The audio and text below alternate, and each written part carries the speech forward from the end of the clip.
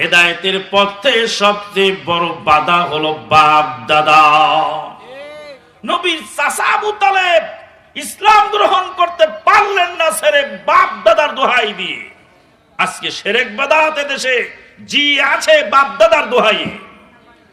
দুই নাম্বার হলো যে সাধারণ মানুষ, রিকশাওয়ালা, কুলি, মজুর, রাস্তার ধারুদা, তারা সঠিক দিন বুঝে আহলে হাদিস হতে পেরেছে, কিন্তু 43 বছর বুখারী পড়াবার পরেও তাদের বুঝ হয় না, তারা মুসলমানদেরকে ইহুদির দালাল বলে। যদি কোরআন হাদিস না মানি জীবনে কি হবে গো মৃত্যুর পরে, কবরের মাঝে কি দিব জবাব মুনকির নাকিরের তরে।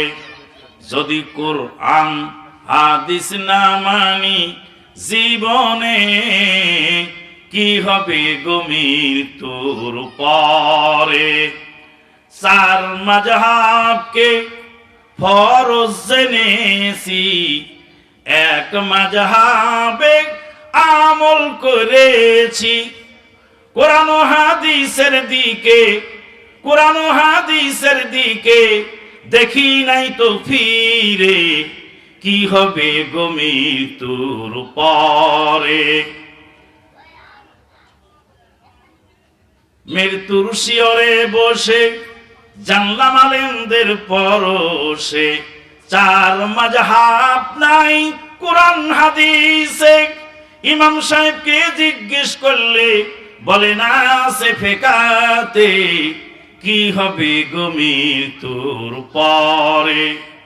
ভাইরা আমার, প্রথম নম্বর বাধা হক পেতে বাপ দাদা, কিন্তু বাপ দাদার কথা সব জায়গায় মানে না। বাপ দাদা মাটির ঘরে বাস করত, ছেলে ইঞ্জিনিয়ার হয়ে, আর্কিটেক্ট ইঞ্জিনিয়ার হয়ে বিশাল বিল্ডিং বিদেশি কায়দায় তৈরি করেছে। তখন বলে নাই বাপ দাদা কি কম বুঝতো, তারা মাটির ঘরে বাস করত, আমরা কেন বিল্ডিং এ চড়ব এবং থাকব। বাপ দাদা গরুর গাড়ি নিয়ে চলাফেরা করত, ছেলে তার কোটিপতি হয়ে গেছে, মার্সিডিজ গাড়ি নিয়ে চলে, এলিয়ন গাড়ি নিয়ে চলে, বিভিন্ন দামি দামি গাড়ি নিয়ে ছেলে চলাফেরা করে। তখন বলে না বাপ দাদা গরুর গাড়িতে চড়তো, আর এখন কেন আমরা এত দামি গাড়িতে চড়ব। আল্লাহ পাক বলেন ইয়ালামুনা যাহিরাম মিনাল হায়াতিদ দুনিয়া ওয়া হুম আনিল আখিরাতি হুম গাফিলুন। দুনিয়াটা ভালোই বোঝে আর আখিরাত সম্পর্কে গাফেল হয়ে যায়। আমি মঘা, আমি কোরআন হাদিস বুঝি না, হুজুর যা বলে তাই।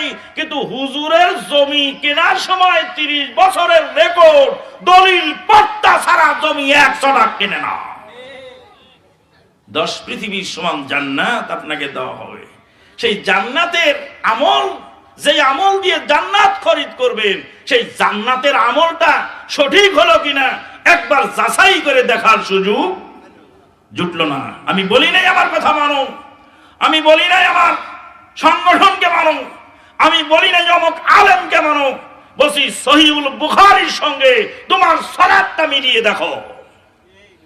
43 বছর বুখারী পড়ায়, কিন্তু বুখারী অনুযায়ী 2 রাকাত সালাত পড়ার খোশ নসিব জুটলো না। বুখারী কত বছর পড়ালো? 43 বছর, কিন্তু বুখারীর হাদিস অনুযায়ী 2 রাকাত সালাত পড়ার নসিব জুটলো না। আল্লাহ পাক বলেন মাসালুল লাযীনা হুমিলুত তাওরাত সুম্মা লাম ইয়াহমিলুহা কামাসালিল হিমারি ইয়াহমিলু আসফারা। যাদেরকে তাওরাত দেওয়া হয়েছিল, তাওরাত অনুযায়ী আমল করে নাই, তাদের দৃষ্টান্ত গাধার মতো, যে গাধা বোঝা টেনে নিয়ে যায়। গাধা চিনির বস্তাও টানে, আবার লেবুর বস্তাও টানে, কিন্তু গাধা কিন্তু লেবু চিনির শরবত কোনোদিন খায় নাই। খেয়েছে? সারা জীবন চিনির বস্তা গাধা টানলো, গাধা একদিনও চিনি আর লেবু দিয়ে শরবত বানায় খেয়ে দেখলো না কি মজাটা লাগে।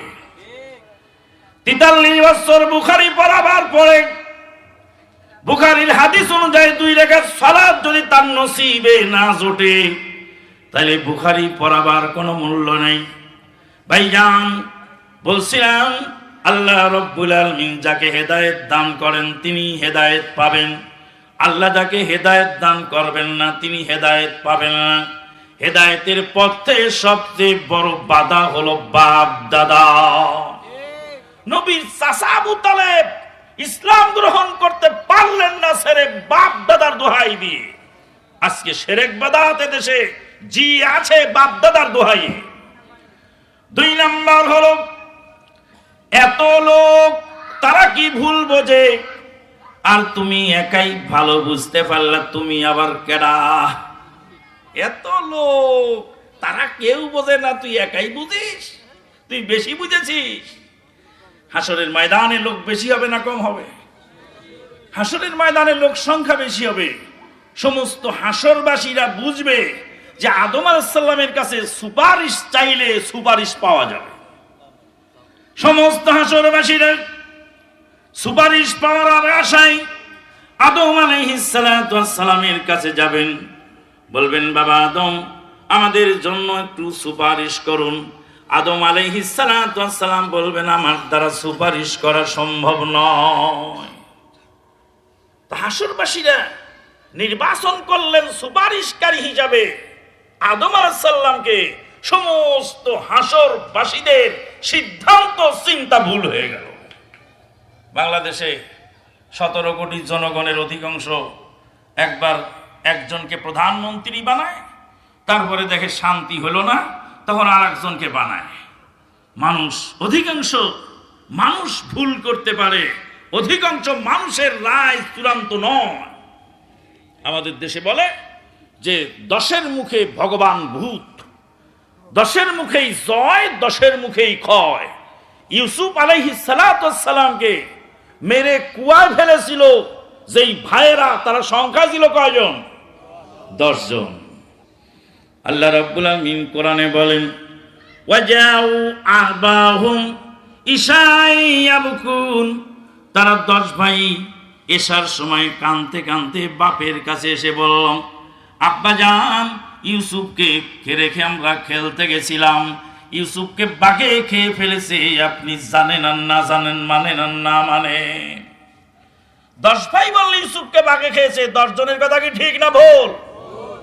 আল্লাহর কোরআন প্রমাণ করে 10 জন সিটারের কথাও ভুল হতে পারে, 10 জনের চোখের পানিও মিথ্যা হতে পারে। চোখের পানি ছেড়ে দিয়ে কাঁদিলেই সে সত্যবাদী নয়।